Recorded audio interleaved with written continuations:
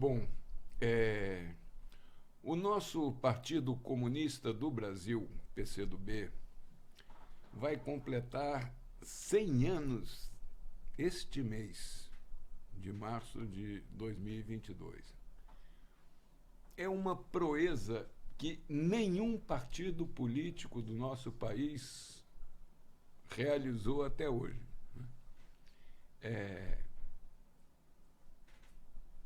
O partido está organizado em todos os estados da federação e no Distrito Federal, e está organizado aqui também em Santa Catarina.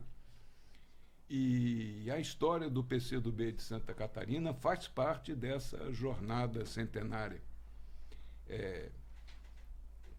Nós resolvemos realizar essa conversa para trazer um pouco dessa história para o mundo conhecer. Aqui nessa mesa estão a companheira Fafá, o companheiro João Ghisoni, o companheiro Paladini, eu, Bernardo, e a ideia é esses três companheiros que em diversos momentos tiveram um papel importante na trajetória do PCdoB de Santa Catarina, contarem aquilo que viveram, né, como parte dessa trajetória fantástica do PCdoB. Eu acho que, por uma questão de antiguidade, né, o companheiro João Ghisoni seria o primeiro a tomar a palavra, e embora eu tenha sido convidado para entrevistá-los, são todos cobras criadas. Então eu estou pensando, primeiro você se apresenta e fala solto, né? O que tiver a falar, se houver alguma lacuna que alguma pergunta possa preencher, eu farei. Combinado? Combinado, Bernardo. Vamos tentar aí ver se a gente consegue resumir, né, um pouco do que é a história do PCdoB aqui em Santa Catarina, já fazendo um corte, né, que nós vamos me referir mais à história a partir dos anos 80, sobretudo a partir dos anos 80, aqui em Santa Catarina, que é basicamente a partir do início, né, da reorganização do partido, a partir da divisão que ocorreu em 1962, com a reorganização do PCdoB em nível nacional. Aqui em Santa Catarina, basicamente, ninguém ficou com o PCdoB naquele momento. Mais tarde, lá nos anos 80, a gente conseguiu encontrar alguns perdidos que foram trazidos, inclusive, para o partido, né? Então, eu vou pegar mais dessa parte, que é um pouco do período de reconstrução do partido aqui no nosso estado, né? Então, acho que o contexto que se deu a reorganização do partido aqui coincide também com esse contexto da abertura política do nosso país, né?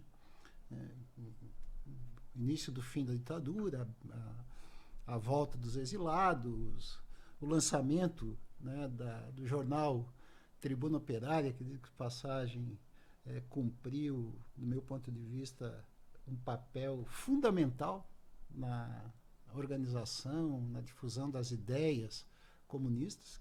Não era o jornal oficial do partido, que tinha a classe operária, mas a Tribuna Operária era o jornal oficioso, como se diz, era o jornal de massas, né? E que a gente fazia muita agitação. Então, já no final de 79, nós tivemos aqui a Novembrada, que temos que relembrar, que foi talvez o primeiro grande ato público de massas, né, contra a ditadura, na visita do João Figueiredo, e numa manifestação dos estudantes, acabou envolvendo o conjunto das pessoas que estavam na Praça 15 e o episódio ficou conhecido com a Novembrada. É evidente que isso também criou um espírito de luta, vamos dizer assim, despertou um espírito de luta aqui no povo de Florianópolis. Eu, naquela época, já estava aqui, não estava no dia da Novembrada, que eu estava hospitalizado, mas eu participei depois de todas as manifestações contra enquadramento dos estudantes na Lei de Segurança Nacional, mesmo sem ser do partido, já tinha contato em função do Divo, né? Nosso camarada Divo, que era militante do partido, meu irmão, por acaso, e então tinha contato com o partido. Mas desde aquela época a gente vendia o jornal A Tribuna Operária semanalmente e às vezes quase que diariamente nos terminais ali em Florianópolis. Nós chegamos a vender num dia cerca de 150 jornais. Era uma quantidade muito grande, né? É evidente que isso também foi um elemento importante. Então, naquela época, o partido estava, quando eu me integrei ao partido, comecei em 79 como vendedor do jornal. Naquela época, os principais dirigentes eram o Fletes, a Margarete. O Fletes, o professor nicaragüense, residente aqui em Florianópolis, professor da universidade. O Barater, que era estudante de Direito. E o Luiz e a Arlene, um casal de Joinville, que haviam se deslocado aqui para Joinville, inclusive com essa perspectiva de ajudar na organização do partido. Tinha a Clara, Maria Clara, que era uma estudante universitária. Depois o Jorge, que depois tem uma história também para a gente contar sobre ele, que foi presidente do DCE. O Caê, Edivar, e essa foi a primeira, vamos dizer assim, a primeira leva daqueles que ajudaram a organizar o partido. Claro que o movimento estudantil ele foi o foco da organização do partido aqui, né? A gente se organizava na corrente Viração e em 82, 83, o PCB ainda era muito forte aqui, né? E eles dominavam basicamente, em 81, melhor dizendo, 81, eles dominavam o movimento estudantil aqui. Em 82, nós ganhamos as eleições do DCE com o Jorge. O Jorge era um negro, periferia de Juiz de Fora, um cidadão muito humilde. Montamos uma chapa, nós com os prestistas, PCB e a maioria de independentes, e vencemos as eleições. E naquela época, né, logo depois, isso foi em 82, em 82 ainda, em outubro, novembro de 82, o partido tinha lançado a revista Guerrilha do Araguaia. O Bernardo deve saber dessa história, né? E a guerrilha virou alvo de busca, né, por parte dos agentes de segurança. E no dia, em outubro, se não me engano, agosto de 82, o Fletes teve a sua casa invadida pelos agentes da Polícia Federal em busca da revista Princípios e, no mesmo dia, coincidentemente, o Jorge desapareceu, presidente do DCE da Universidade Federal. E aquilo causou uma verdadeira ebulição, né? Porque, claro que todo mundo passou a associar a relação entre os dois eventos, né? E o Fletes foi detido, ficou na Polícia Federal prestando depoimento durante várias horas. Foi aberto um inquérito, com enquadramento na Lei de Segurança Nacional, um pedido de expulsão dele para que ele era estrangeiro, então foi enquadrado na lei do estrangeiro que existia naquela época, que o estrangeiro não poderia se meter em política. E depois foi a dúvida que pairava. O Jorge desapareceu, ninguém sabia aonde ele estava, ninguém tinha conhecimento. Aí foi montada toda uma tentativa de tentar encontrá-lo. Fomos até a Polícia Federal para ver se tinha alguma relação. O delegado disse que não existia nada. E para resumir um pouco a história, né, porque só isso aqui já daria um grande trecho, né, o Jorge acabou não suportando a pressão e o preconceito que era tão grande naquela época, que tinha pessoal da oposição ao nosso DCE se referiam a ele como negro filho da puta, em assembleia e coisas desse tipo. E também, por falta de estrutura financeira, estrutura material, mesmo a luta pela sobrevivência, etc., acabou abandonando a luta. Mas a coincidência foi que aconteceu no mesmo dia. É evidente que isso teve um impacto grande. Nós perdemos, ficamos sem a presidência do DCE, que era nossa principal referência. Eu era vice-presidente da UCE naquele momento, né? Então, eu tinha a presença do DCE, tinha a presença da UCE, mas dentro da universidade nós enfrentamos uma dificuldade muito significativa para resgatar. Na eleição seguinte nós perdemos a eleição no DCE, né? E fomos retomar lá em 84 novamente, né?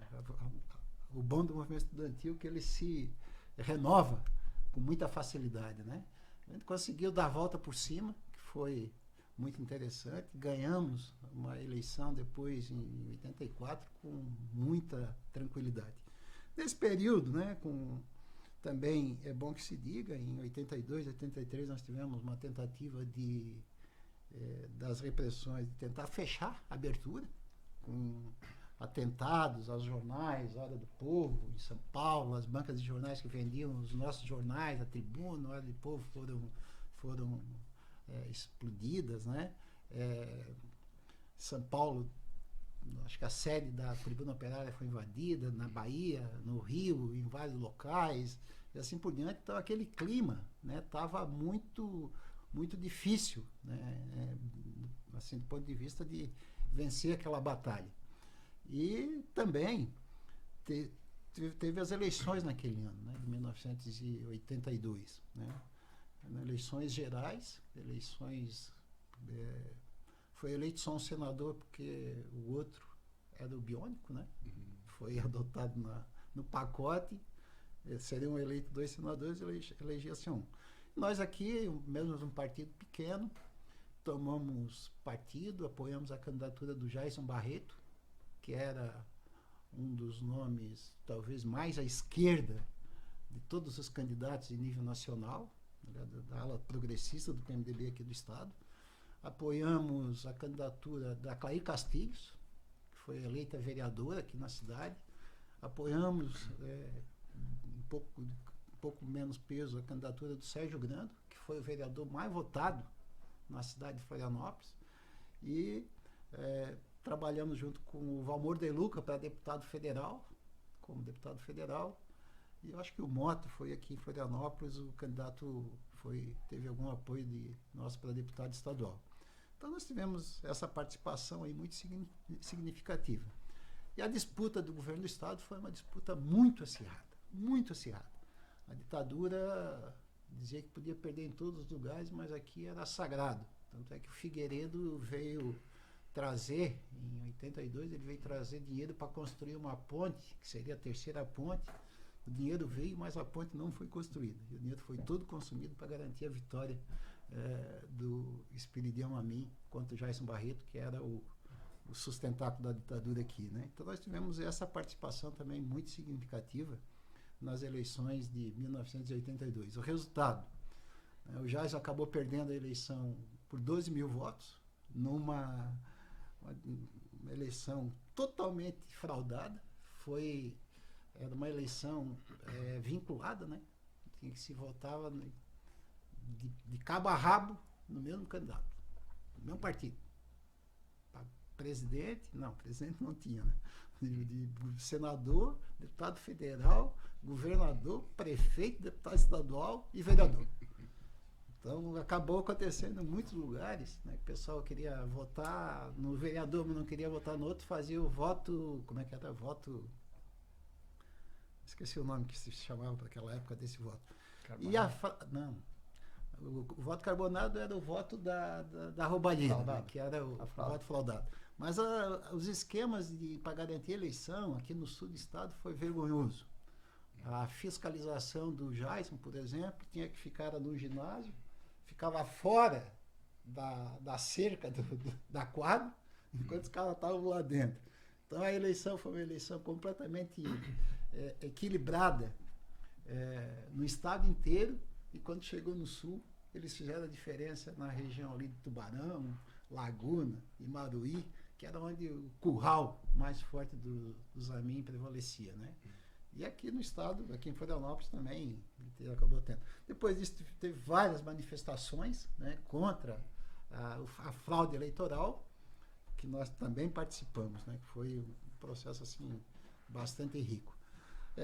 Daí, em 85, nós tivemos as eleições de prefeito das capitais, já depois da campanha das diretas, teve a campanha das diretas. O partido começou a participar do processo através da Comissão pela Legalidade do PCdoB. Nessa época eu estava já na presidência da comissão, né, dessa comissão, e em seguida assumi a presidência estadual do partido, né, e participamos de todo esse processo da mobilização em torno da campanha das diretas. Em janeiro, dia 15 de janeiro de 84, foi feito um dos primeiros comícios, aqui, primeiro em Santa Catarina, foi um dos primeiros do Brasil, em Balneário Camboriú, aproveitando, né, a concentração do verão. E nesse comício, fala-se em 15, 20 mil pessoas que participaram no comício. Nesse comício, nós tivemos a ousadia. Eu fui daqui de Florianópolis com uma mochila que eu carregava, andava de bike, então tinha uma mochila. Tinha uma bandeira do partido dentro da mochila e uma faixa de murim duplo, de eleições diretas para presidente do Brasil, Partido Comunista do Brasil. Aí chegando lá, chegou um povo que veio de Chapecó, que o Edivar já tinha voltado para Chapecó nessa época, mas os camaradas daqui, nós erguemos a faixa, ficamos com a faixa erguida o tempo inteiro na frente bem na frente do palanque. E atrás de nós, da faixa, tinha uma turma de trotskista, mas a turma da não conciliação, e começaram a gritar, né? Não, a hora que o Tancredo foi falar, começaram a gritar, não, a conciliação e tal. Aí disse que o Tancredo comentou lá no palanque, pô, até que esse PCdoB encheu o saco, como se fosse nós estávamos gritando lá atrás. Aí, resultado, né? Quando estava quase chegando no final do comício, nós tiramos a faixa, eu recolhi a faixa, peguei a bandeira que estava na minha mochila e hasteei a bandeira. Na hora que eu hasteei a bandeira, foi a primeira aparição pública da bandeira do partido aqui no estado, assim, naquela época, né? Na hora que eu hasteei a bandeira, começou a vir os provocadores. Essa bandeira tem que sair daí, partido comunista, partido clandestino, não pode ser isso, não sei o quê. Aí eu falando aqui, eu fico até arrepiado pela sensibilidade do povo. O povo rodeou, fez uma roda em torno de mim. Disse, não, nós estamos aqui defendendo a liberdade e todos têm o direito de estar aqui defendendo as suas posições. Aí seguraram, fizeram uma cerca em torno, seguraram a bandeira, garantiram a presença do PCdoB, da bandeira do PCdoB, até ao final. Quando estava terminando o discurso, eu peguei, recolhi a bandeira, botei dentro da mochila e me misturei no meio do povo para não ser, evidente, preso, que era uma possibilidade real que existia naquele momento. No outro dia, o jornal A Notícia estampou a grande faixa na capa do jornal, e ainda o jornal A Notícia de Joinville, né? E ainda os comunistas mostram a cara, isso é um perigo para abertura, não sei mais o que, e assim por diante, né? Mas foi um episódio. Depois participamos aqui, né, no comício, em março, ou abril, uma coisa assim, né? Foi realizado o comício aqui em Florianópolis, também nas diretas, na Praça 15. Ali eu fui escalado para falar em nome da Comissão pela Legalidade do PCdoB de Santa Catarina, e lá eu tive a honra e o prazer de conhecer, né, pessoalmente o Brizola, o Lula, o Luiz Guimarães, Tancredo, toda a turma que estava aí, porque eu estive diretamente envolvido lá no palco. O meu discurso, seguindo a orientação do partido, além de pedir o desmantelamento do aparato repressivo da época, né, foi também pedindo a convocação de eleições e a convocação da Constituinte Livre e Soberana. Né? Nós perdemos, né, a batalha das eleições, em seguida o Congresso derrubou por uma pequena margem e começou todo o processo de articulação, né, para a eleição do Tancredo via colégio eleitoral.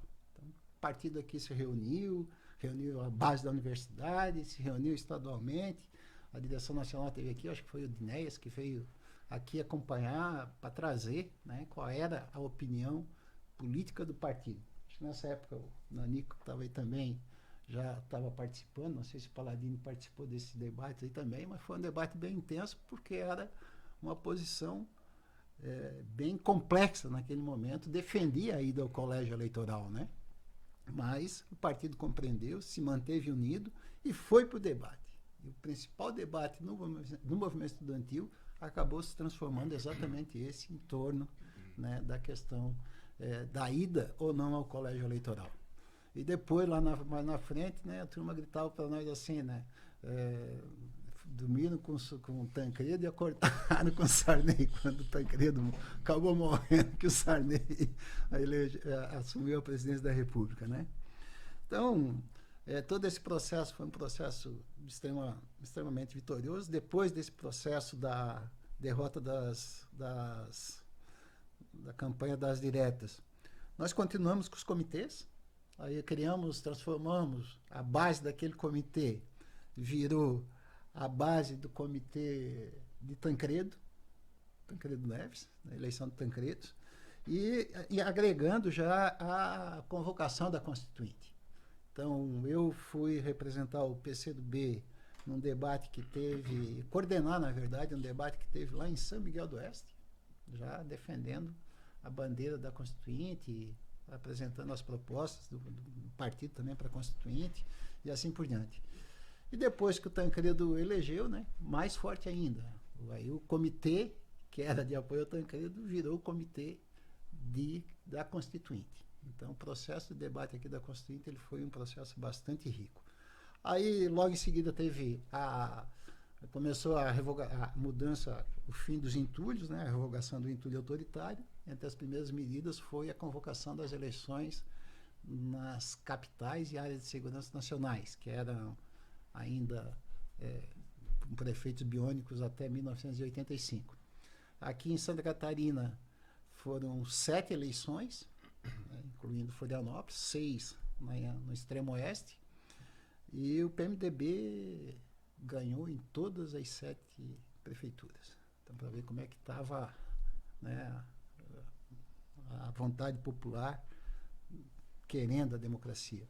E aqui em Florianópolis foi uma campanha muito interessante, né? Nós decidimos, o partido já estava com comissão provisória, mas a nossa decisão foi de apoiar a candidatura do Edson Andrino, do PMDB. Então apoiamos, não conseguimos fazer coligação, mas apoiamos formalmente a candidatura dele, né?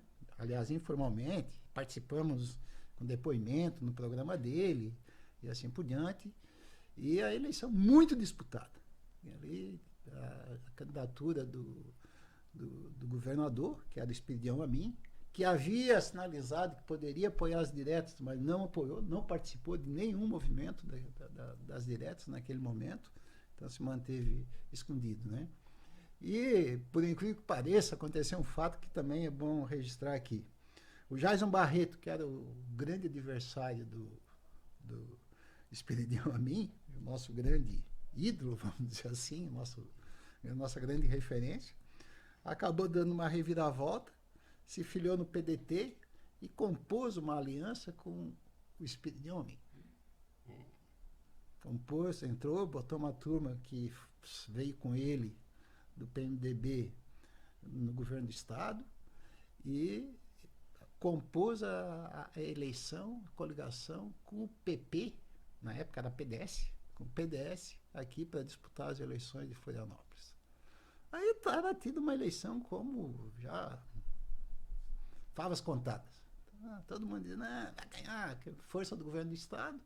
A prefeitura, naquele momento, estava na mão do PMDB, mesmo sendo indicado, o prefeito ainda era indicado, mas houve uma manobra na Câmara de Vereadores, o prefeito renunciou e acabou elegendo a Câmara de Vereadores acabou elegendo um prefeito da oposição.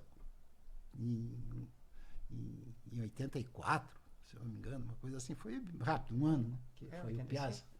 84 foi, porque daí a eleição foi em 85, final de 84. Aí diz a Clair, que era vereador na época, eu não era vereador na época, né? Mas a Clair conta que tiveram que sequestrar, inclusive, vereador, porque para não deixar ser comprado, pegar o cara de casa, levar até na hora da votação para garantir a vitória. Então, para eles era questão de honra ganhar as eleições aqui, né? Então foi uma eleição extremamente disputada. Nós fomos para a rua, a guerra, não sei mais o que e tal. Até nos últimos dias foi feito, nós inventamos um instituto de pesquisa, porque as pesquisas davam 60%, 70% para o candidato do PDS e 30%, 35% no máximo chegava para o PMDB, Pedro Sandrino. Nós inventamos um instituto de pesquisa lá, fizemos um panfletinho junto com a turma ali e lançamos esse panfleto, que foi o único que acertou as eleições. Tem votado, acho, 54%, pois foi exatamente o resultado que deu. Então, foi assim, coisas que aconteceram. Aí nós tivemos uma participação pequena na administração do Edson, né? Aí o partido acabou sendo legalizado. Nós participamos aqui também da coleta de assinaturas para fazer atingir o número de abaixo assinado, que até que era 500 mil, se não me engano, uma coisa assim. 500 mil assinaturas de de eleitores que apoiasse a legalização do partido, né? Então, para cumprir os trâmites burocráticos, nós aqui ajudamos, participamos, fomos de casa em casa, calçadão, colhendo as assinaturas, né, para garantir a legalização. O partido foi legalizado, foi nomeada a comissão provisória, eu fui o primeiro presidente já em 85. Aí em 85 eu saí da universidade, eu trabalhei no Ministério Público do Trabalho aqui no estado. Até teve episódio que um dia o procurador lá mandou a turma embora e disse: pô, fui chamado aqui, tô te chamando aqui, não quer que tu fique nervoso e tal. Me disseram que tu é da Partido Comunista, os agentes de segurança me ligaram. Então, eu disse: eu sou ligado, não sou do Partido Comunista, porque o partido não existe, não posso negar que sou simpatizante, sou do movimento estudantil, então tenho as minhas ligações, etc e tal. Não sei como é que é, eu também fui assim, quer dizer que todo mundo é jovem, aquela história de sempre, né? Aí eu perguntei para ele: mas eu quero saber do senhor como é que o senhor está avaliando meu trabalho aqui. Não, o senhor é um excelente funcionário, não tem nenhuma reclamação. Eu disse: então, doutor Minoja, eu vou continuar sendo um excelente funcionário aqui dentro, mas a minha vida lá fora. Aí depois, logo em seguida, eu participei do comício das diretas, ele passou a me chamar do Homem das Diretas.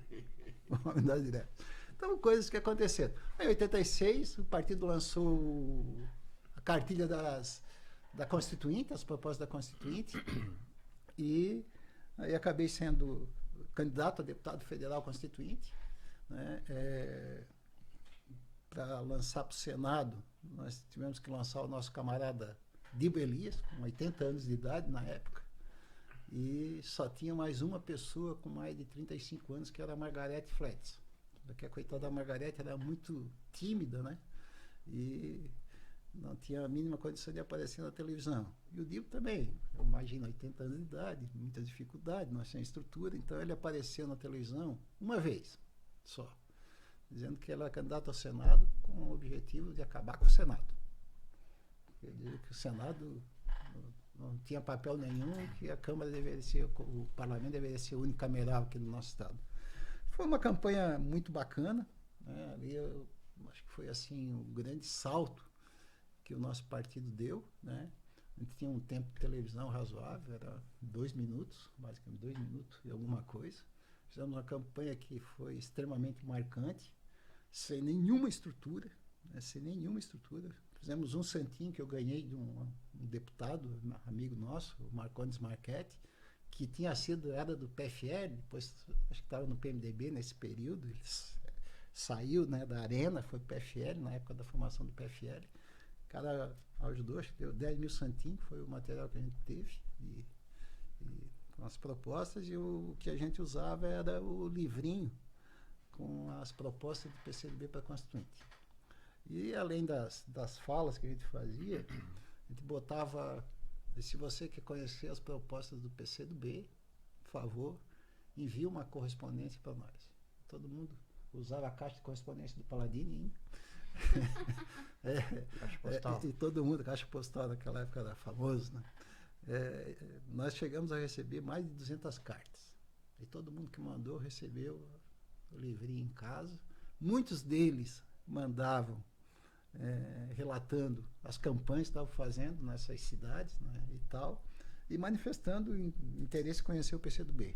Então, a partir desse processo também, né, que a gente visitou muitas regiões do estado, né, e foi onde deu a estadualização do partido aqui em Santa Catarina, né? Então foi um trabalho assim bastante significativo, vamos dizer assim.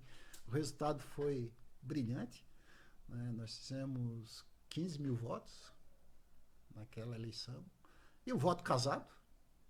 Não era mais vinculado, mas o nosso voto foi casado, porque o seu Dibo, né, mesmo tendo aparecido uma vez só na televisão, ele fez 13 mil votos. Então foi basicamente quem votou em mim, votou nele. E fizemos voto em todos os municípios de Santa Catarina, por incrível que pareça. Nas maiores cidades foram mais de 1.000 votos. Florianópolis, acho que foi 1.600, Joinville, 1.000 não sei quanto, Blumenau, Criciúma. Todas as cidades maiores foram mais de 1.000 votos. Não dava os 15 mil e tantos, né? Então aquilo ali foi uma votação muito expressiva, né? As caminhadas que a gente fez, eu, Paladini, o Boinho, que era um outro amigo nosso aí, pegava um Fusca, dava umas voltas, ia nas universidades, entrava nas universidades, falava das propostas do partido nas universidades, e muitas delas a gente era aplaudido pelos alunos. Como é que era? Então, falava de um jeitão muito simples, era meio bem caipirão, né? Tinha vindo do interior há pouco tempo, sou natural lá de Grão-Pará. Tinha vindo para cá em 79, então ainda carregava um pouco no ERI, como falam os colonos, né? Então, eu carregava também na televisão. Então, as pessoas diziam que eu tinha um jeito de falar muito próximo com as pessoas. E que falava muito aquilo que as pessoas queriam ouvir. E tinha um pouco, de forma um jeito simples assim mesmo de falar, né? Mas foi uma campanha que marcou de forma muito significativa. O resultado disso foi a vitória depois, em 88, quando eu fui candidato a vereador, né? E fui o terceiro vereador mais votado da cidade de Florianópolis, com 1.935 votos naquela eleição. A mim foi eleito prefeito, a Ângela foi a mais votada, e o Wilson Rosalino, que era o candidato do PCB na época, fez 30 votos mais que eu. Mas comparar nós com o Wilson Rosalino, né, e o Grando era candidato a prefeito, né, aqui na cidade, que foi o segundo mais votado da cidade. Nós não tivemos na coligação da Frente Popular nesse primeiro momento, fizemos a coligação com o PMDB. Anitta Pires, que foi a nossa candidata em 88, Anitta Pires era a nossa amiga, nós apoiamos ela, inclusive. Eu era candidato a deputado federal, mas a companheira Lia e tal apoiou, algumas pessoas nossas apoiaram ela a eleição de deputado federal, mas não conseguimos eleger, né? Então foi uma luta, a vitória de 88, evidentemente que serviu também para dar uma certa respirada, dar outros ares, né, para o nosso partido aqui do nosso estado. Então vou fazer um parênteses aqui, porque eu vou falar o tempo todo, senão eu vou contando um pouco a história, né? A gente vai lembrando fatos e vai... acaba que a gente acaba falando muito, né? Mas, infelizmente... Uma sugestão, eu acho que a gente devia se concentrar nesse momento inicial, porque a gente fala assim, 84, 88, 79, isso já faz muito tempo, né? Mas foi, né, a retomada do PCdoB aqui no estado de Santa Catarina. Eu acho que o Paladini podia complementar alguma coisa, né?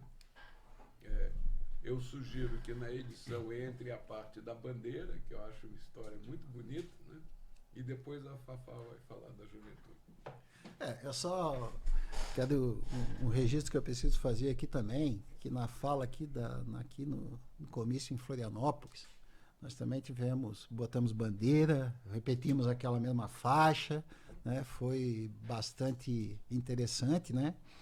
E os camaradas que colocaram a bandeira, seguraram a faixa, a gente aqui já estava um pouco mais organizado, né? Tinha montado uma certa estrutura de segurança também, foram perseguidos, tinha gente atrás, tentando pegar, e assim por diante. E também, não vou deixar de falar, só porque me passou mesmo, mas nós trouxemos o camarada João Amazonas aqui, em 1983. Né? Fizemos um debate com ele na universidade. E também, né, muito presente a repressão ainda, os esquemas de repressão. Fomos pegar o camarada no aeroporto. Na hora que nós chegamos lá, nós já identificamos, nós fomos com 2 ou 3 carros, sei lá, identificamos que a Polícia Federal estava atrás. Aí ele chegou com um amigo nosso daqui, que estava no voo, acabou dando uma carona para ele, que ajudou bastante, porque os caras estavam atrás, perseguidos. Foi uma luta para a gente conseguir realizar o debate, né? Então, só para mostrar que essa questão da repressão, por mais que estava vivendo a abertura, mas ela estava presente. Aí depois eu fui identificar que um dos caras que estava atrás de nós, perseguindo, que foi todo o debate, certamente tiveram na universidade, o reitor, na época, o professor Hernani Bayer, tentou impedir, boicotou, todo o material de divulgação foi arrancado, nós tivemos que fazer uma guerra, travar uma guerra na universidade para pelo menos garantir em alguns lugares, a gente tinha enchido a universidade, né? Então o boicote foi tão grande, mas mesmo assim, né, foi um debate com uma participação muito grande, umas 300 a 500 pessoas que participaram do debate e que teve uma repercussão também muito significativa, que foi a presença dele. E das pessoas que estava nos seguindo, depois foi identificado, o cara tinha se matriculado em 2 matérias comigo, ele fazia direito, era agente da Polícia Federal, fazia direito, e ficava ainda. Aí eu peguei ele 2 vezes, em 2 ocasiões, em público, eu disse, seu filho é um filho da... Num dia na universidade, lá dentro do bar de sócio econômico, cheio de gente, o cara apareceu, eu subi numa mesa, disse, pessoal, esse cara aqui é da Polícia Federal. O cara pegou, ficou a mula de lá dentro aqui. Então, só para alguns episódios assim que foram muito marcantes, assim, né? Porque não era uma coisa assim, não fazem e tal, não, era muita pressão, né? Fora a pressão, os riscos que a gente corria com pichações, com não sei o quê, algumas vezes quase nos prenderam, então, pichando os muros, abaixo a ditadura, baixo imperialismo, que a gente pichava muito. Então, períodos da história, né, que acabaram, evidentemente, dando uma contribuição também do ponto de vista da luta mais geral do nosso país, né, do nosso povo. Desculpa aí essa falinha que eu acho que era importante falar. Eu só fiquei em dúvida que tu fosse de bicicleta de Florianópolis até Balneário Camboriú. Não. Na hora que tu contou, eu fiquei, meu pai do céu. Eu tinha uma mochila que eu andava de bicicleta. É querer muita direta. Mas hoje eu iria, com facilidade. Ô Paladino, eu só te pedi aqui na tua fala, falasse um pouco desse companheiro que foi candidato ao Senado. Que parece que ele era um veterano, quer dizer, uma pessoa com uma história antiga no partido, né? Já estava velhinho, mas tinha um passado, né? Então, eu acho que o relato do Ghisoni, né, retrata um pouco da história do PCdoB, da coragem, da ousadia, né, do amor incondicional ao povo brasileiro. Entende? Mesmo nos mais difíceis momentos da repressão, presos, torturados, né, com as mais difíceis condições, as precárias condições. O Ghisoni relatou um pouco só, né, nesse breve relato aqui, do que é a história, né. Nas mais difíceis condições, a gente às vezes pensa impossíveis, né, nos dias de hoje, vamos dizer assim, né, quando temos um pouco mais de liberdade, impossível de se movimentar e fazer política. Mas olha, a ousadia dos comunistas dá jeito de fazer. Dá jeito de fazer, de não ficar contente ou calado com as injustiças sociais. A falta de democracia, né? Vendo o povo passar dificuldades, ser tolhido, né, das suas condições dignas de vida, né, dos preconceitos, etc., né? Discriminação racial, de gênero, né? Enfim, de orientação sexual, enfim, por aí afora vai, né? Então, isso eu acho que retrata, vamos dizer assim, um pouquinho nesse breve relato do Ghisoni aqui. E, como você disse, né, Bernardo, foi um recorte de uma década, talvez um pouco mais aí, né? Multiplica isso, né, na história do PCdoB. Então, acho que é um pouco disso, né? Eu diria assim, eu sou natural de Orleans, que eu brinco que é a capital do sul do mundo, o berço da cultura, né? E né? Fomentador de cultura. Vim para Florianópolis em 79. Fevereiro de 79. E aqui me integrei as primeiras participações minhas em atos coletivos foi a defesa da Ponta do Coral, que tinha recém se dividido ali, né? Da luta pela implantação do hospital universitário e da Novembrada, em 79. Na Novembrada eu fazia cursinho, aliás, em 79, né? E estava bem na frente ali, depois ficou um tempo um cachorro quente ali, embaixo de um pino que tem ali, né? Bem na frente. Então, o episódio, o Paulo cantou ali, né? Foi uma rebordosa, linda, né? Como a gente... E eu era novato, estreante, eu sempre gostei de política, assim, mas não militante, tá? Depois eu vou contar um outro episódio aqui. Mas aquele, como disse o Ghisoni, a rebeldia aqui da Novembrada, mas contagiou a cidade e o país, né? Foi uma coisa extraordinária. E foi uma semana, no mínimo, 10 dias uma semana, né? Toda a praça, né? O centro de Florianópolis, cercado, cheio de meganha. E com baioneta, cavalo, né? E nós íamos fazer cursinho, era no RS aqui. Então tinha que passar por aqueles bichos ali. Olha que vontade de tomar um estilingue, né? Soltar a fundinha, estilingue, né? Pelotada naqueles cabeça seca que eu já dizia. Então causou revolta e eu diria assim, ó, acelerou o meu processo de amadurecimento, né? de visão, de leitura das coisas. Foi um processo, né? Eu, assim, rapidamente dizer, como é que a vida, às vezes, é a dialética, né? Eu na Orleans, cidade no interior, os meios de comunicação que tinha naquela época, né? Precários e tal. Mas, assim, o que eu via, né? Tinha visto de en passant, eu sou de 59. Mas o que mais, assim, eu vi falar mais vezes do comunismo foi no episódio da morte, do assassinato do Rui Fixenreuter, nosso companheiro que é natural de Orleans, né? Uma família extraordinária, maravilhosa, né? Talentos artísticos, retidão de conduta extraordinária, né? Solidários, etc.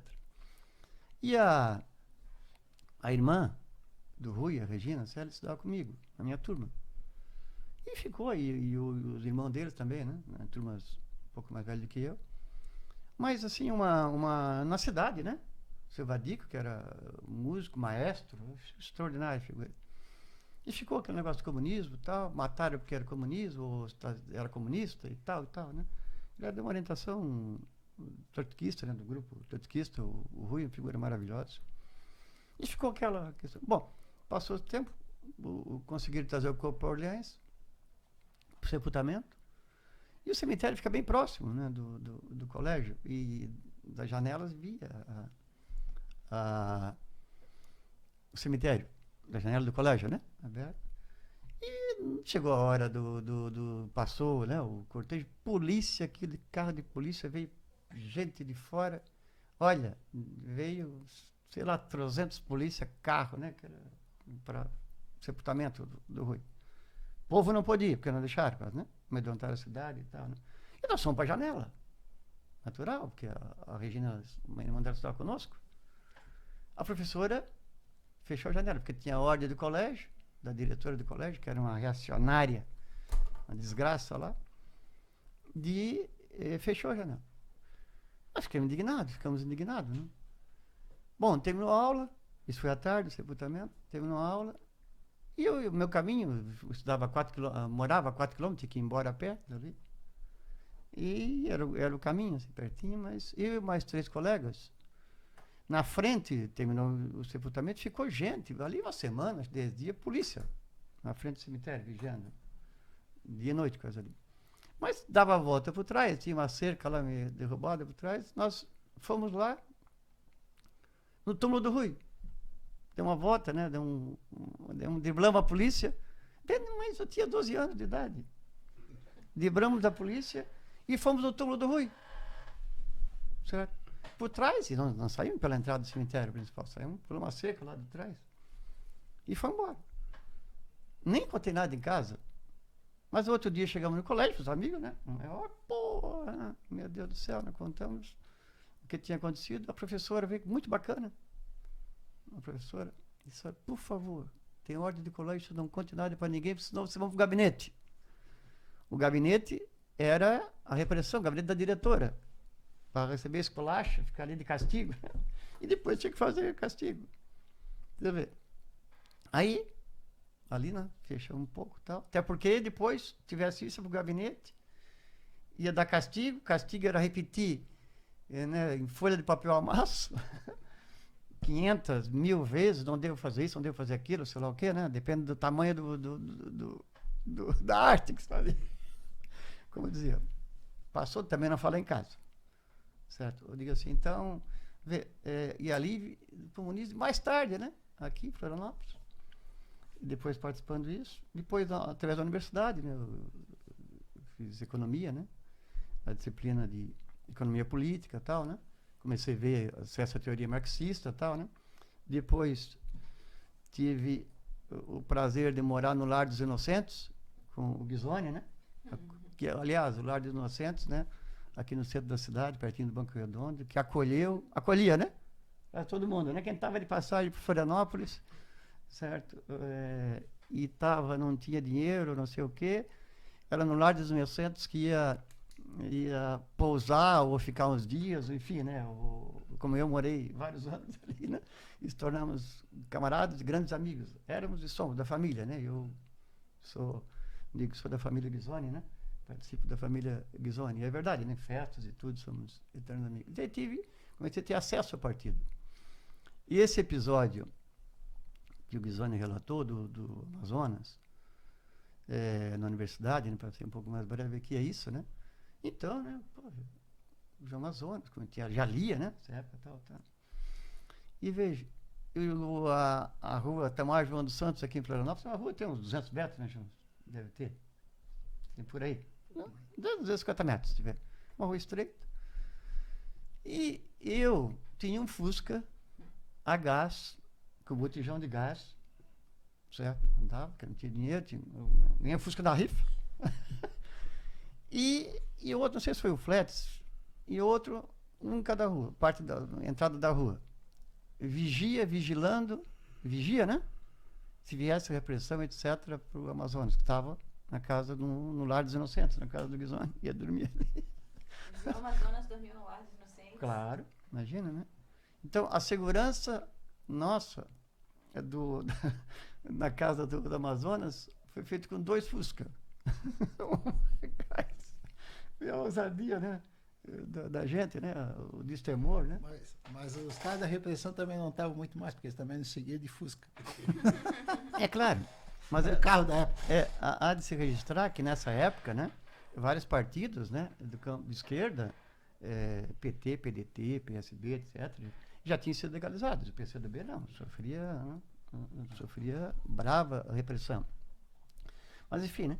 Esse episódio. E nós doidos para ver o Amazonas, né? De perto, viu o Amazonas. Então, vê se revezava, né?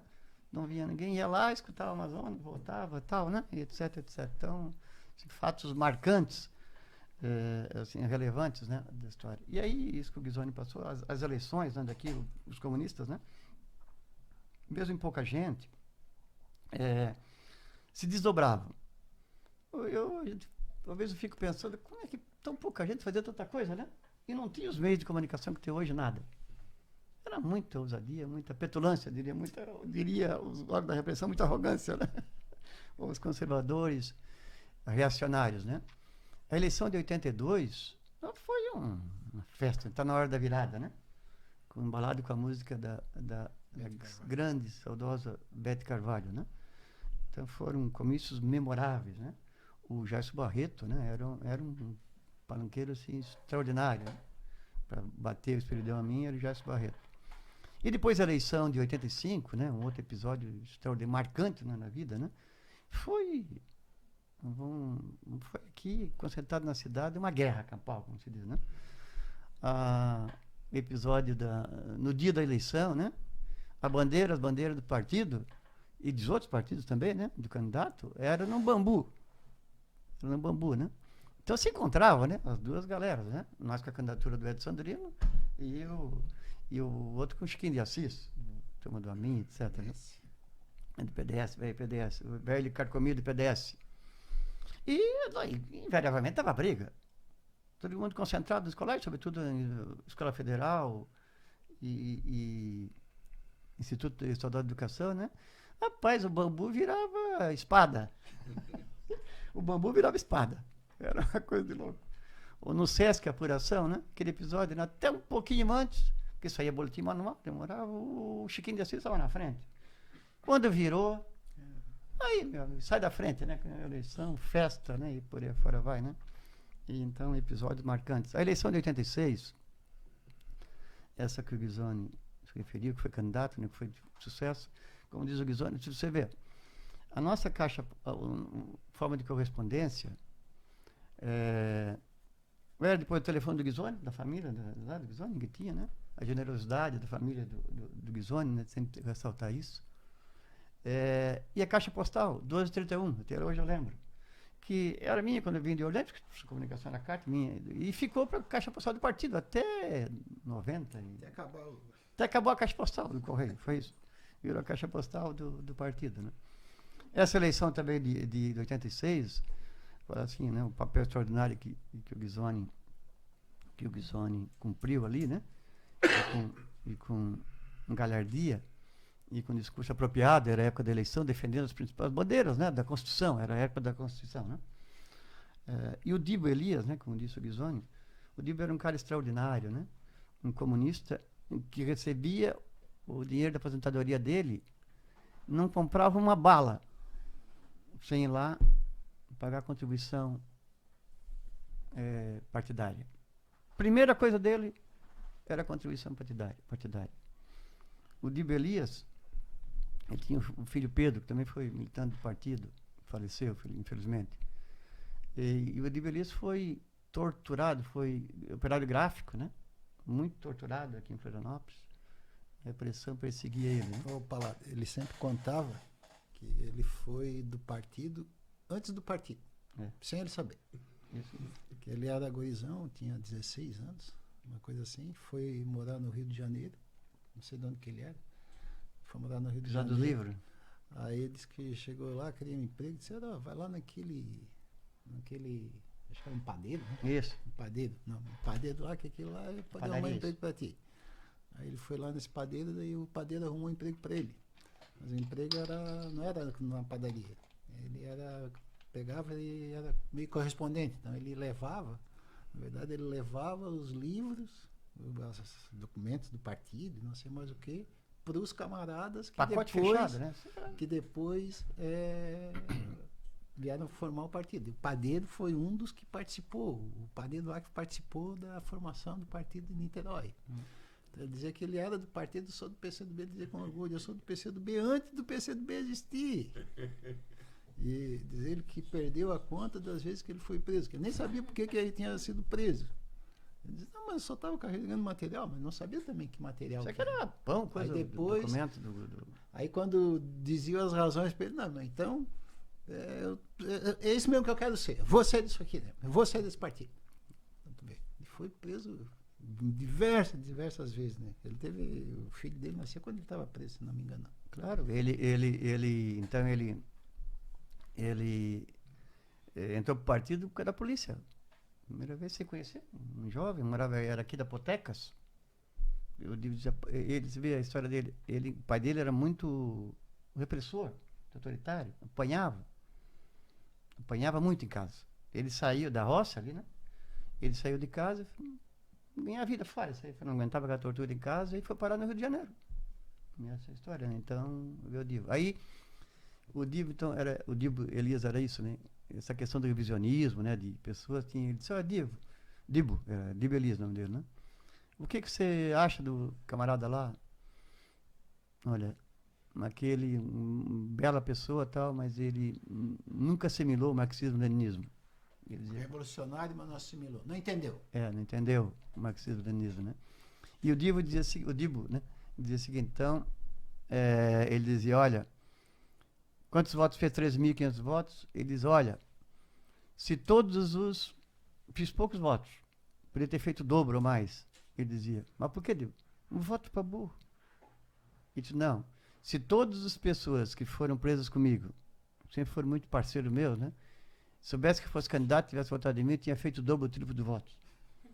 Tantas vezes que ele foi preso. E o Pedro, né?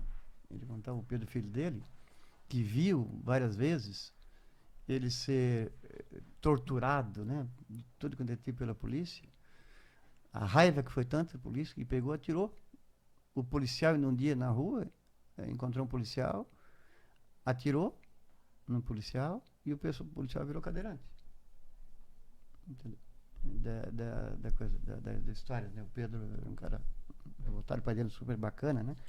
Nessa situação. Então, assim, tem muitas histórias assim de ousadia, né? E depois, assim, a história do PCdoB aí seguiu-se no processo eleitoral, né?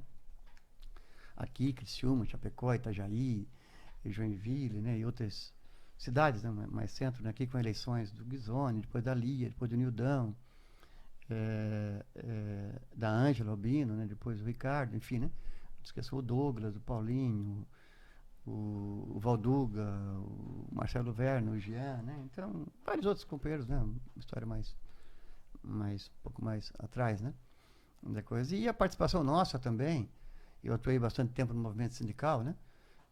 Trabalhei na Casan há 39 anos e fui muito tempo diretor de sindicato, ainda hoje sou, né? Nessa área sindical, né?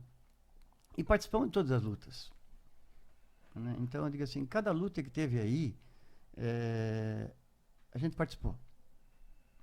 Apanhamos da polícia, grandes greves.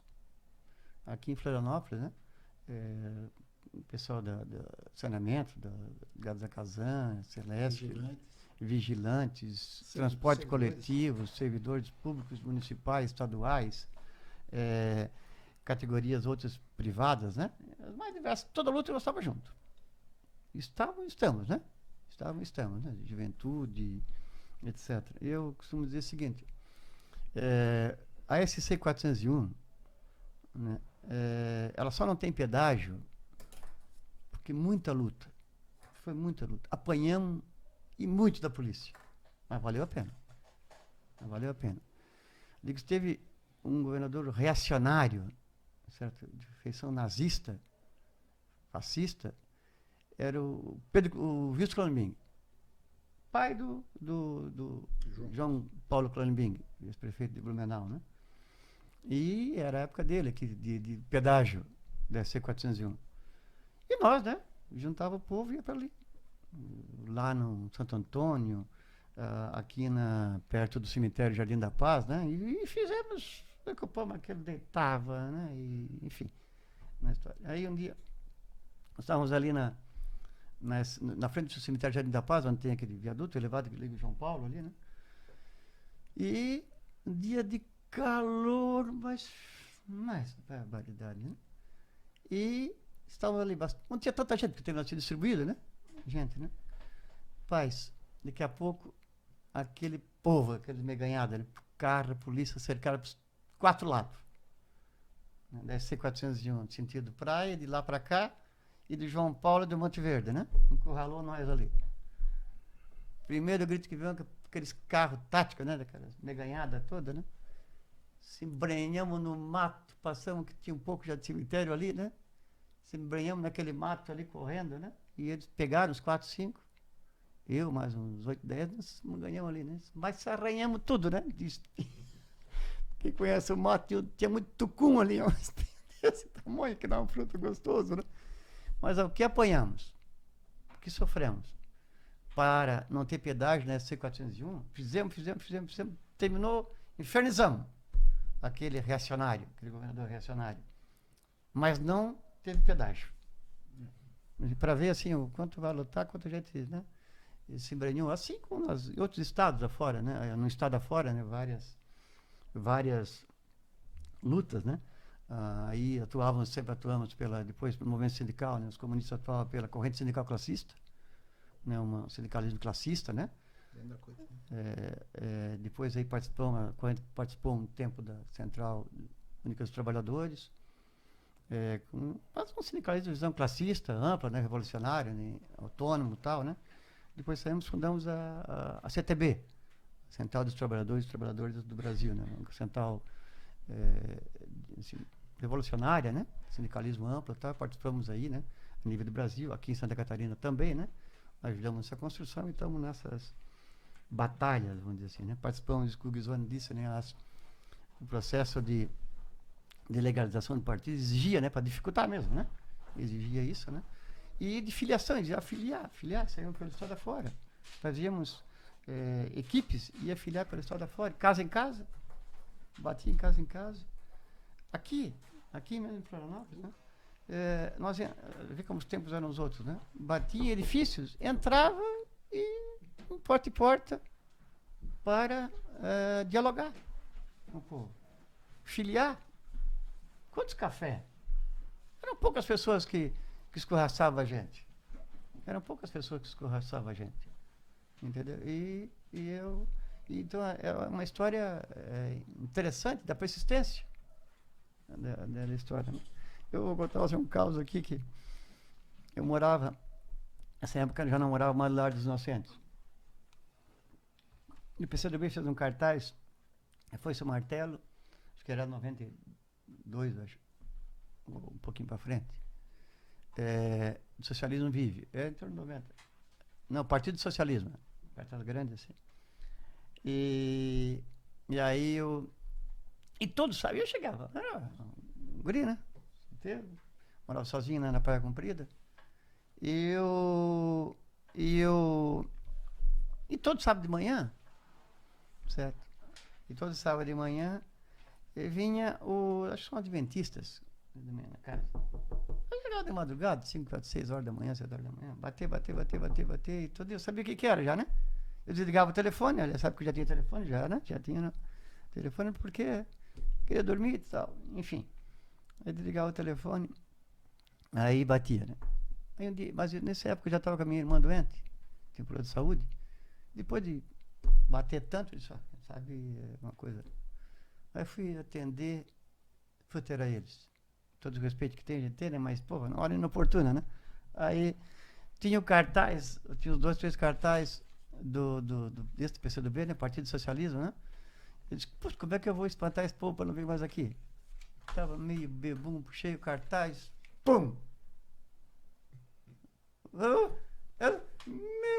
irmão, tá perdido e não sei o que, mas tem salvação. A pior viagem minha, porque aí que eu nunca foram mais embora. Para buscar a minha salvação. Mas enfim, a gente tem tantas histórias para contar, né? A luta vale a pena, valeu a pena e vale a pena. E assim, pouquinho, né, da história nossa, né? De tantos companheiros que não tiveram, que foram relatados, né? Que tiveram, camaradas que tiveram junto nessa batalha nossa, né? Que vale a pena lutar. E vale a pena construir essa organização partidária, porque é ela que vai, vamos dizer assim, junto com amplas forças, né? Que vai nos conduzir para a libertação da humanidade, né? Uma sociedade verdadeiramente justa, digna.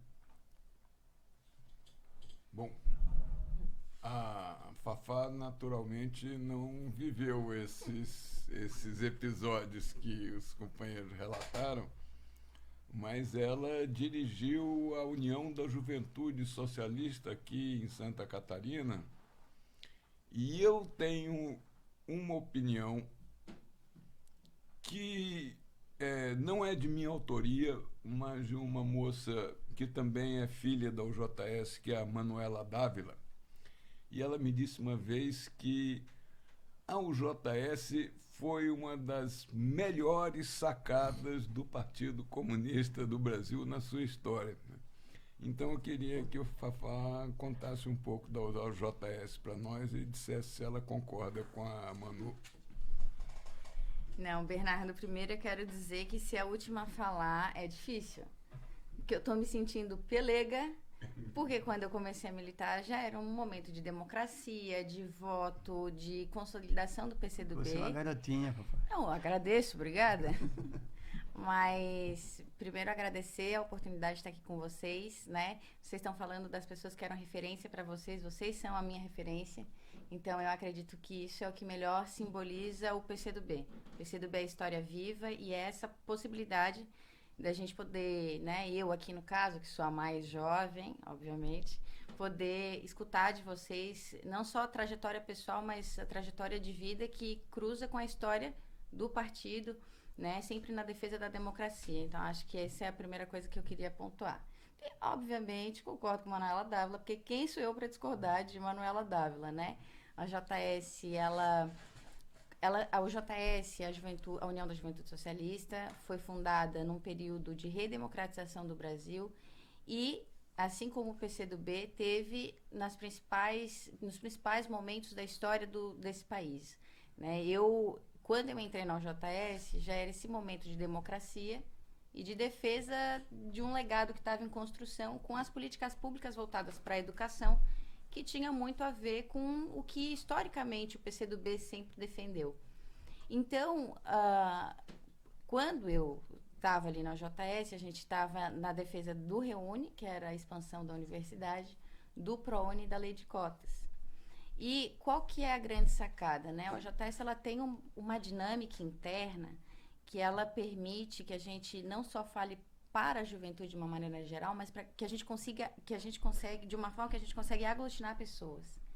Se hoje a gente olha para dentro do PCdoB, os nossos principais quadros políticos, eles tiveram a sua trajetória iniciada através do movimento estudantil Takio Ghisoni, que não deixa mentir.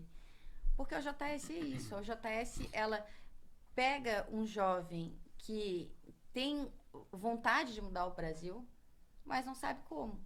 E organiza esses jovens e apresenta para esses jovens que um novo mundo é possível, de fato.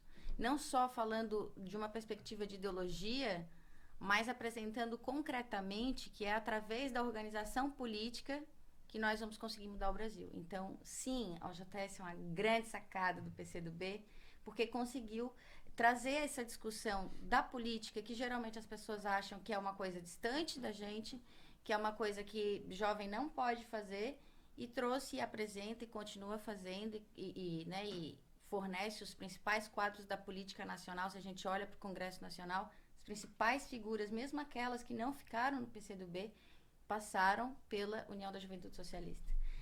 Quando eu era presidente da OJS, eu dizia assim, a OJS é um monstro, no sentido de ser potência. Ensina a gente a fazer uma faixa, fazer uma bandeira, né? Segurar a bandeira, ir para cima, pegar um microfone e debater com o senador, com quem quer que seja. O JS, ela te prepara assim para a vida, literalmente. Então, ela é essa grande escola de juventude que eu tive a honra de conhecer, tive a honra de presidir a JS.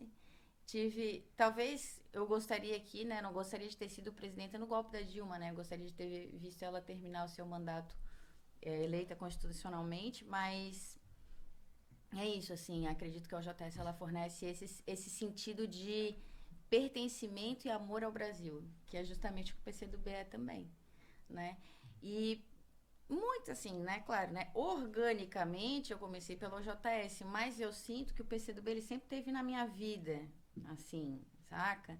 Porque eu era uma jovem que gostava de saber sobre política, eu achava super, nossa, assim, sou super inteligente.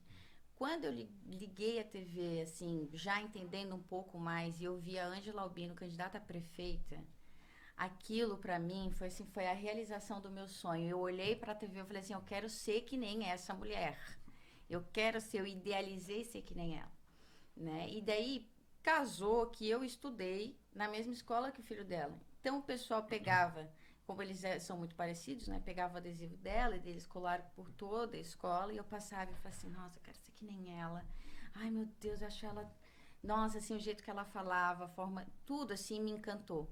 Aí, os caminhos da vida, dentro da universidade, eu assim... Ai, eu queria participar do centro acadêmico, queria isso, queria aquilo, tal. Mas meio, assim, independente, doidona, dentro da universidade. Aí, o Isaac chegou pra mim e falou assim, olha, Fafá, eu tenho uma pessoa pra te apresentar, porque nem eu te aguento mais com essa tua participação maluca aí.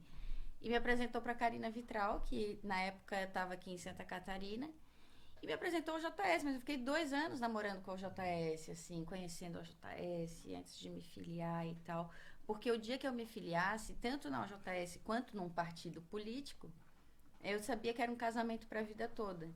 Para estar num partido no seu momento de glória, também no seu momento de dificuldade, mas sempre nesse sentido de ideologia. Né? Eu não quero que seja uma coisa passageira, eu tinha isso, assim, uma coisa, esse ímpeto.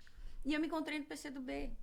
Eu acho assim, acredito que se hoje eu não estivesse no PCdoB, eu seria uma pessoa frustrada, porque o PCdoB, ele traz esse sentimento pra gente de dar um sentido pra nossa vida, entendeu? De poder conectar pessoas, de olhar para quem precisa. Acho que é isso, assim, quando a gente fala do nosso sentimento de camaradagem, e aí a gente vai falar da nossa história, sempre vai acabar cruzando muito com a história do PCdoB, porque o PCdoB é isso também pra gente, mobiliza esses sentimentos. E assim, né, um parênteses que eu anotei aqui, muito bom saber que o Lar dos Inocentes, que era o Lar dos Inocentes, porque quando eu me filiei no PCdoB, eu cheguei pro meu pai, que era do MDB, cheguei pra ele e falei assim, me filiei no PCdoB. Ele falou assim, do João Ghisoni? Daí eu, muito nova, eu falei, qual é o problema? Porque eles tinham uma república, e a república era, diz o meu pai, que era da janela para frente da casa deles, que eles moravam no Banco Redondo também, no condomínio ali. Ele falou assim, naquela república ali, é entre saia, é coisa arada, é agito total o tempo todo. E eu já estava, quando começasse a falar, eu já estava com isso na cabeça. Aí o Paladini só confirmou, o Lar dos Inocentes. Estamos aí, então... essa conexão do PCdoB na minha vida. Fora que, tu lembra, Ghisoni, que uma vez... A primeira sede informal do PCdoB? Quando eu estava na UFSC também, o Ghisoni era candidato ao Senado. E a filha dele ia estudar na biblioteca universitária junto comigo. Não, junto comigo, né? Mas no mesmo ambiente. Aí ela passava, eu falava assim pra minha amiga, olha ali que se achona. Só porque o pai dela é senador, ela se acha, olha ali, ó. Só porque é filha de senador, ela tá se achando. Mas, enfim, acredito que o PCdoB é isso. Eu anotei várias coisas para falar, mas no final das contas, o PCdoB, ele sempre faz com que a gente fale com o coração, com essas experiências que a gente tem. Eu estava aqui tentando calcular, eu acredito que eu me filiei em 2012. Então, realmente, de 80 para 2012, temos um salto gigante.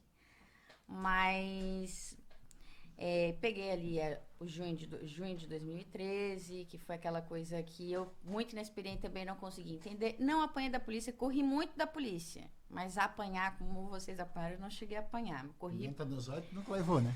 Não, Mas assim, para não dizer que eu sou tão peleiga, umas 2 ou 3 vezes aconteceu, mas não foi muito não, assim, era ligeiro. Eu via que ia acontecer alguma coisa, aí o Yuri, que na época era do PCdoB, ele já me dava um cutucão, eu sabia que ele olhava assim, Ana, Fafá, bora, não fica aqui. Aí, baixinha, como eu sou também, né, não podia ficar dando mole, né, esse pessoal desanda correr tudo ao mesmo tempo, já era pra mim. Eu não entendia muita coisa ali de junho de 2013, depois obviamente, né, com a formação política do partido também, orientando, sempre debatendo, a gente começou a entender mais ou menos qual era aquele movimento político que estava se consolidando no Brasil. E estamos onde estamos com o Bolsonaro, né? Mas acredito que o PCdoB, esse centenário, esse velhinho ousado, mas que está sempre se renovando politicamente. E, obviamente, a JS tem muita relação com isso, porque a grande renovação de quadros do PCdoB vem essa oxigenação do partido, né? Eu tenho uma memória de uma atividade do PCdoB que eu fiquei me achando demais, porque eu fiz uma fala e depois daí o Bernardo Joffre, que está aqui do meu lado, fez uma fala depois concordando. E eu fiquei feliz porque eu acredito que isso, na prática, sintetiza o que é o PCdoB. É um partido onde diversas gerações se unem, onde há um respeito mútuo, onde não é... Tem gente que fala, né, os partidos mais novos, né, o nosso partido aqui não, o partido tem muita gente velha. Fala, não, o PCdoB tem, mas o PCdoB não é uma questão de quem sabe mais ou quem sabe menos. Na medida que você se filia ao PCdoB, é todo mundo camarada. E há um respeito sobre o processo de construção de cada um, entendimento de política de cada um, né, e esse respeito que faz com que o PCdoB continue a existir, a ser o partido no Brasil que mais entende de democracia e que mais fala de democracia. Não existe no Brasil partido que entenda mais de democracia, que tenha sofrido com a ausência dessa democracia, né? Como vocês mesmos já falaram aqui, de camaradas que faleceram, que foram torturados, que foram presos, que, enfim, tiveram a sua liberdade cerceada de alguma forma. Então, o PCdoB é o partido que é a cara, a coragem do Brasil, a cara da democracia, e estamos aqui com 100 anos e, com certeza, com muito mais. Daí, espero estar viva, né? Para os próximos 100. Não sei se vai dar, mas vamos torcer para que sim. Turma, nós estouramos o tempo, né? Como é que está aí? Nossa, Pode dar para encerrar agora. Eu queria, então, aproveitar aí, acho assim, ó, é claro que não dá para a gente falar de tudo, infelizmente, né? Mas, assim, destacar alguns tripés, vamos dizer assim, do ponto de vista do processo de construção do partido. Eu acho que essa primeira parte, assim, eu falei bastante sobre essa parte inicial, que eu acho que foi o que deu o lastro para a construção do partido, né? Mas, assim, os mandatos do PCdoB, né, eu acho que é uma coisa também que merece ser destacada. O Palladini citou aí os vereadores que nós elegemos, né? Eu, durante os 2 mandatos de vereador, eu fiquei mais na rua, não tenho nenhuma dúvida em dizer, fiquei mais na rua do que dentro da Câmara de Vereadores. Porque se tu não fizer a ligação do movimento, do parlamento com o movimento social, o parlamento passa a ser uma coisa insignificante para o comunista. Porque é na rua que tu vai buscar sustentação para a tua atuação no parlamento. Eu acho que todos os nossos parlamentares, né, eles tiveram e têm essa sagacidade, né? Não é à toa que a nossa bancada federal é o que é. E eu acho que isso se reflete também aqui, pelo menos em Florianópolis, no nosso mandato de vereadores, todos eles foram assim. Nosso mandato de deputado também foram desta forma. E eu acho que esse é um tripé fundamental do ponto de vista da construção partidária. Um outro, né, é que essa relação do parlamento com a rua, ela te fortalece também a atuação e fortalece o partido nos movimentos sociais. Então, se um partido comunista que também não tem presença nos movimentos sociais, movimento sindical, né, movimento de mulheres, movimento de juventude, também não é um partido político. Então, uma outra base de sustentação, né, atuação e esforço que nós fizemos aqui também do ponto de vista e com dificuldades, né, porque nós vivemos num estado extremamente conservador, e está aí para dizer que as maiores células do nazismo estão aqui no estado de Santa Catarina, né? Então nós enfrentamos grandes dificuldades. E do ponto de vista da regionalização, né? Em 88 nós lançamos uma companheira candidata lá em Criciúma. Ela foi a 4ª vereadora mais votada da cidade. Não conseguimos eleger porque não tinha coligação, né? Depois acabou saindo do partido, mas ela fez mais de 1000 votos em 1988. Uma votação extremamente... Resultado do quê? Resultado do trabalho, da campanha que eu tinha feito, reflexo da campanha que eu tinha feito em 86. Eu fui eleito aqui, votação significativa lá. Tivemos candidato aqui em São José, tivemos candidato em Laguna, tivemos candidato em Chapecó, tivemos candidato, elegemos um primeiro suplente lá em Guaraciaba, né? O Rudy Nodari, Rudy Naue. Então, assim, foi um esforço interessante. Alguns lugares uma dificuldade maior. Joinville foi uma cidade assim, aí em Itajaí, Navegantes, nós também tivemos candidatura. Joinville, que era a maior cidade operária, a gente enfrentou muitas dificuldades do ponto de vista de consolidar o núcleo do partido e ainda estamos patinando. Blumenau também, né, ampliou um pouco mais com a ida do Célio para lá. Criciúma, um lugar interessante, né, porque depois da votação dessa companheira, o Douglas foi candidato na eleição seguinte, que ele tinha acabado de chegar em Criciúma em 88. Então não pôde ser candidato, depois foi candidato, não se elegeu, ficou suplente, na eleição seguinte e se elegeu vereador em Criciúma, né, fez vários mandatos. Então, os comunistas na década de 50, 60 tiveram muita força, muita força, né, no movimento sindical operário de Criciúma, né? E Chapecó, né, foi interessante porque o Edivar era um gurizão, veio para Florianópolis, acho que tinha uns 17, 18 anos de idade, muito sagaz, muito inteligente, uma das figuras, né? Rendo aqui a minha homenagem, perdemos ele tão jovem, né? Ele ficou aqui em Florianópolis um ano. Disse, mas eu vou voltar para Chapecó porque lá tem muito espaço para nós construir partido. Ele chegou lá, tomou conta e em pouco tempo ele tomou conta da universidade. Tanto é que na eleição de 2000 da UCE em 1983, que nos sucedeu, todos os delegados de Chapecó eram da Viração. E ele tinha voltado para lá naquele ano. Então, construir um partido lá, então, toda a estrutura que o partido tem em Chapecó veio dali.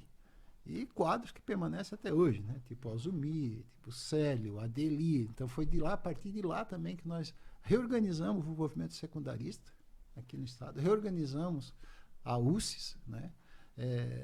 O Adelir foi o primeiro presidente da UCES e depois foi o presidente da UBS, né? Mora em São Paulo hoje, né? E vários outros companheiros que saíram de Chapecó e lá elegemos vereadores já há bastante tempo, com Paulinho. Então, foi dali, vamos dizer assim, que a gente acabou também construindo o partido, basicamente toda a região oeste, né? E vários municípios ali da região oeste e um partido extremamente forte e qualificado lá em Chapecó. Então, depois disso nós tivemos muitas batalhas. A Fafá falou a eleição do Senado, né, foi também uma grande votação, onde foi só a minha votação, mas foi a primeira vez que nós conseguimos eleger um deputado, né? Apesar de toda a votação que eu fiz lá em 88, depois fui candidato em 90, faltou pouco, depois 94 de novo, faltou menos ainda, 400 e poucos votos em 1994. Então, foram batalhas, nós cometemos erros, muitas vezes cometemos erros de análise, erros de estratégia, às vezes um pouco de arrogância também, achando que era muito fácil, mas fruto da falta de experiência que a gente teve, né? Então, que a gente tinha e sempre, né? Sempre com muita dificuldade, sem nenhuma estrutura para a gente conseguir fazer um trabalho mais consolidado, mais consistente, vamos dizer assim, nas nossas eleições, né? Então, isso também... Mas, assim, eu acho que valeu muito a pena. Acho que a experiência, o trabalho que foi feito foi muito enriquecedor e o resultado que a gente deixa para essas novas gerações, né? Um partido que tem 100 anos de amor, coragem pelo Brasil e coragem, sobretudo, e dedicação ao povo brasileiro. Acho que se tem uma coisa que se funde com o nosso povo é a história do nosso partido, no Brasil e aqui em Santa Catarina.